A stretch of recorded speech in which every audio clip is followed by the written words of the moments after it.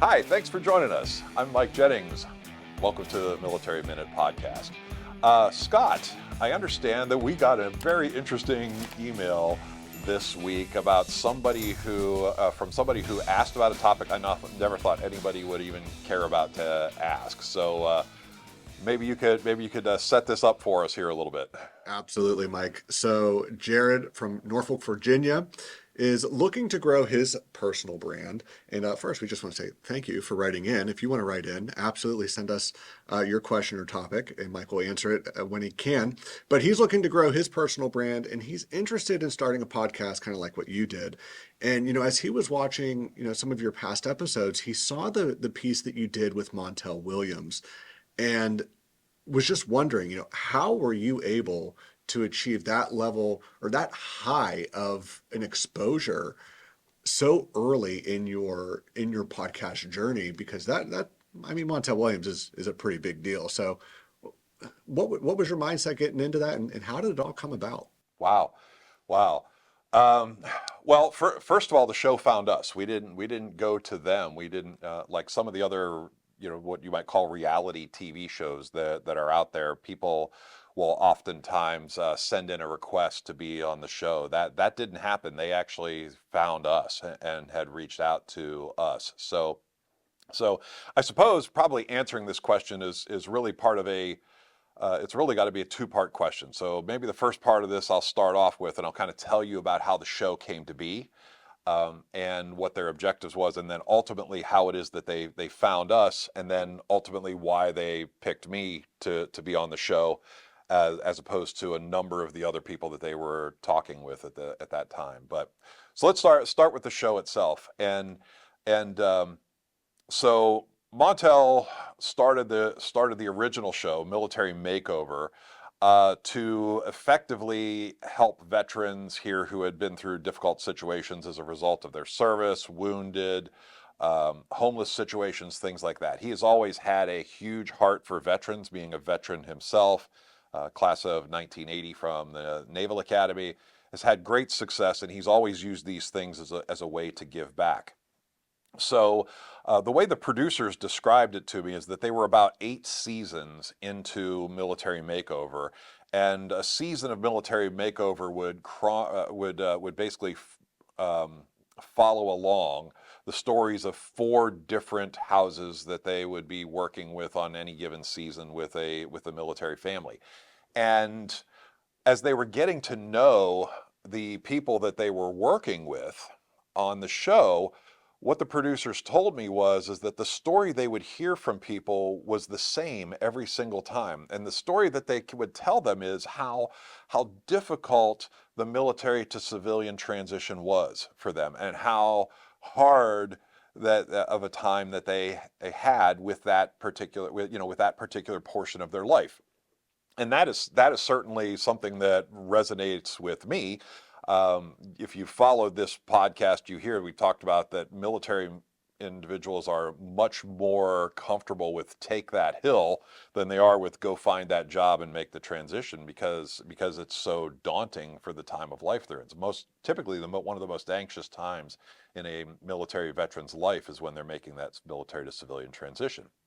So, the producer it is that I was speaking with had said she spurred the idea of starting Operation Career with the goal of ultimately highlighting companies who hired military veterans, and how they integrated them into their organizations so that military veterans could see success stories of how veterans like themselves had made the transition and gotten into other companies. So at the time we had come into this, the Operation Career portion of Military Makeover had been running for about 8 seasons at that point.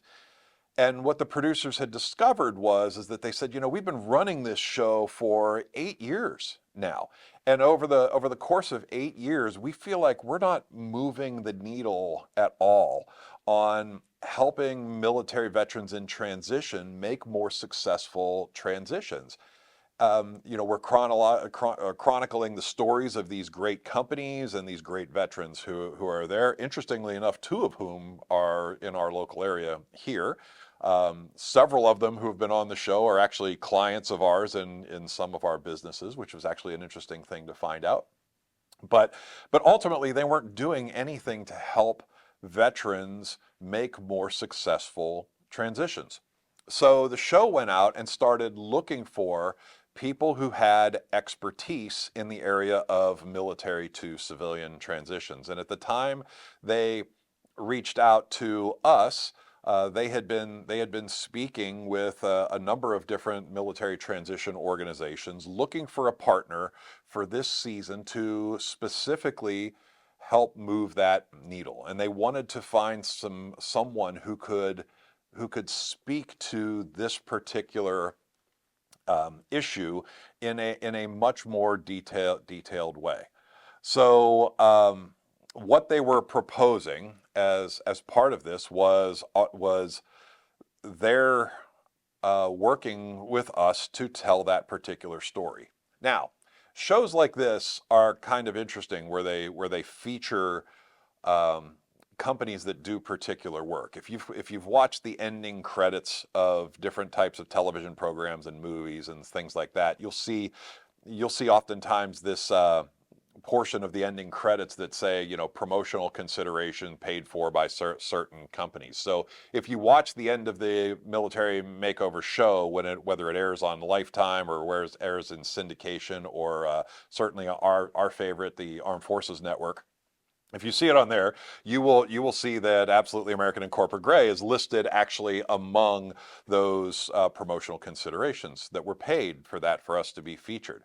But the interesting part of all of this is that you learn a lot about the TV business and how all of this stuff works, and you come to understand is that the networks themselves oftentimes, even though you may see that they produce a show, it's actually a separate business unit. There's a portion of the business that actually airs the show and gets it out. And this show airs initially in its first runs on Lifetime Network, and then it airs in syndication elsewhere. And the people who run the show out on the networks that run them, use the advertising to pay for the cost of getting the rights to the show and the cost to actually air it in the public space. Then you have the costs to produce the show itself and where that comes from. And depending on what the show is, there are people who are investing money into the show, hoping that the show can be sold for return. Like the networks want the show, and therefore they pay for the show to have it shown on their channel. So in the case of Military Makeover, I don't know all the ins and outs of their business, but one of the things um, that makes that show unique is that the sponsors of the show actually can get ownership rights to be able to use that show, and that's how it is that we have it on our podcast here. How you'll find it on the Corporate Gray and on the Absolutely American websites as well, and on our social media, is that our promotional consideration that we paid into this actually got us the rights to be able to use this and to be able to broadcast it out, which was actually a pretty fun thing and was not something that I was planning on. So for all of this to say, and I know we're running out of time on this particular episode, what I would say in all of this is that the takeaway for this, for some of you who are watching this right now, is really this idea of, are you prepared to act when opportunity comes knocking at your door? And that would be the first thing it is that I would say to Jared, is we weren't looking at this for this. At the time it is that this showed up, I was just in the middle of the acquisition of Corporate Gray. I was writing my book at the time, and certainly to do everything that was here was more than what it is that I would say that I had planned for. But my vision for what we were doing with this show had me open to the idea of doing something like this, and perhaps the investment and the effort that would be taken at that time. So we'll have to finish this up in our next episode. Thanks, Jared, for the question. Thanks, Scott, for bringing that up. and highlighting that. But the big takeaway here is be prepared for whatever it is that you're doing. Be prepared, be open to opportunities, because when you are and you prepare your mind, you will be amazed the kinds of things that come your way. Thanks for joining us. We'll continue this story next time on the Military Minute Podcast.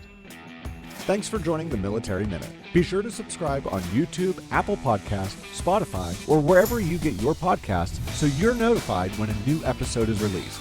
Is there a topic or conversation you want discussed here on the show? Send it to me at scott.cunningham@militaryminute.us.